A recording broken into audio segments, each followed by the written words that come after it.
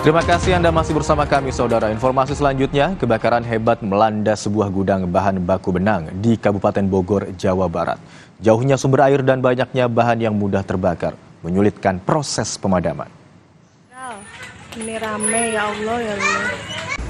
Api dengan cepat membakar gudang, di mana petugas masih menyelidiki awal munculnya api. Pemadaman melibatkan 13 unit mobil pemadam kebakaran. Sulitnya memperoleh sumber air untuk pemadaman, serta banyaknya tumpukan bahan baku benang, menyebabkan proses pemadaman terkendala.